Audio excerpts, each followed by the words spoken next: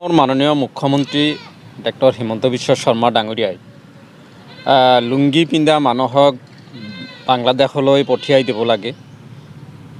এই পাতলীয়া কথাত আমি অসমীয়া পৰিষদে আমি তীব্ৰভাৱে নিন্দা জনাইছোঁ আৰু ধিক্কাৰ দিছোঁ। কাৰণ লুংগি পিন্ধিলেই যদি স্বদেশী বিদেশী চিনাক্তকৰণ কৰা হয় তেতিয়াহ'লে কোটি কোটি টকা খৰচ কৰি NRC প্ৰস্তুত কৰিব লগা নহ'লেহেঁতেন, বিদেশী ন্যায়াধিকৰণ আদালত নাথাকিলেহেঁতেন।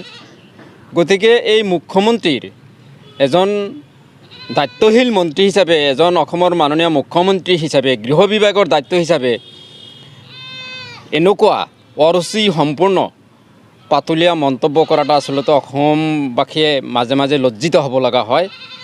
বিশ্ববাসীৰ আগত এই অসমত যে এজন অদক্ষ এই মুখ্যমন্ত্ৰী আছে, পাতলীয়া ধৰণৰ মুখ্যমন্ত্ৰী আছে, ইয়াৰ বাবে আমি লজ্জিত হ'ব লগা হয়। গতিকে আমি মাননীয় মুখ্যমন্ত্ৰীক এই লুংগি লৈ সাম্প্ৰদায়িক ৰাজনীতি নকৰিবলৈ আমি আহ্বান জনাইছোঁ। কাৰণ লুংগি হ'ল দ্ৰাবিড় মূলীয় খিলঞ্জীয়াসকলে আৰু খিলঞ্জীয়া মিয়াসকলে এই লুংগি ব্যৱহাৰ কৰে, আগতেও ব্যৱহাৰ কৰিছে, অনাগত দিনতো এই লুংগি এই সাজপাৰটো এটা জাতীয় সাজপাৰ হিচাপে মিয়া হিচাপে বিবেচিত হয়। গতিকে এই লুংগি আমি পিন্ধোঁ আৰু পিন্ধিম, আৰু লুংগি পিন্ধি মানুহে কৰ্মপদ্ধতি হিচাপে কাম কৰিব পাৰে, যিকোনো কামত এই লুংগি পিন্ধি আৰাম পায়। গতিকে এই লুংগি পিন্ধিলেই যে এজন মানুহ বিদেশী হ'ব, স্বদেশী হ'ব, এই কথাটো আচলতে দুৰ্ভাগ্যজনক।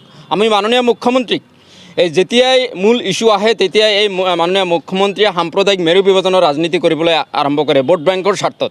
কাৰণ ইতিমধ্যে দেখা পাইছে যে সাধাৰণ বৰষুণত এই গুৱাহাটীত কৃত্ৰিম বানত বুৰাই পেলাইছে। গতিকে এই বানৰ যিটো ইছ্যু, মূল ইছ্যু, এই ইছ্যু ডাইভাৰ্ট কৰাৰ কাৰণেও এই মিয়াক লৈ বা এই লুংগিক লৈ, পাইজামা লৈ, টুপি লৈ এনেকুৱা এটা ৰাজনীতি হ'ব পাৰে নে? ইছ্যু বহুত ৰাজনীতি কৰাৰ ইছ্যু আছে। গতিকে এনেকুৱা ইছ্যু কৰাটো আচলতে মুখ্যমন্ত্ৰী হিচাপে আচলতে খুবেই লজ্জাজনক, অসমবাসীৰ বাবে লজ্জাজনক। এনেকুৱা মুখ্যমন্ত্ৰী আচলতে গ্ৰীণ বুকত মুখ্যমন্ত্ৰীৰ এই আখৰটো লিখা থাকিব যে আচলতে আটাইতকৈ সৰ্বশ্ৰেষ্ঠ অৰুচি সম্পূৰ্ণ এটা সাম্প্ৰদায়িক মেৰু বিভাজন কৰা মুখ্যমন্ত্ৰী হ'ল ডক্টৰ হিমন্ত বিশ্ব শৰ্মা ডাঙৰীয়া। গতিকে আমি আচলতে তেখেতৰ উন্নয়নমূলক ৰাজনীতি কৰিবলৈ আমাৰ কোনো কথা নাই। কাৰণ কংগ্ৰেছক আপোনালোকে আক্ৰমণ কৰক, কিবা কৰক, সেইটো লৈ আমাৰ কথা নাই। কিন্তু যিহেতু মিয়াসকল বা লুংগি পিন্ধাটো যদি অপৰাধ হয়, আপুনি এই অপৰাধৰ আচলতে আপুনি মূল নায়ক। কাৰণ লুংগি পিন্ধিলে অপৰাধ হ'ব নোৱাৰে, লুংগি পিন্ধিলে এজন মানুহ অৰুচি সম্পূৰ্ণ হ'ব নোৱাৰে, লুংগি পিন্ধিলে এজন আচৰণৰ বাহিৰত হ'ব নোৱাৰে।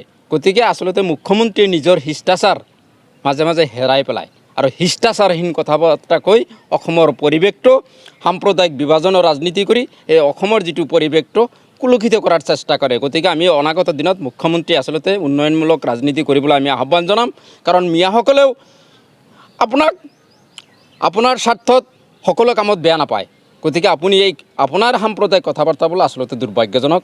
আমি শেষত অসমীয়া পৰিষদে পুনৰ আহ্বান জনাম, আপুনি লুংগিক লৈ এনেকুৱা নিকৃষ্ট ৰাজনীতি কৰাৰ পৰা বিৰত থাকিব লাগে।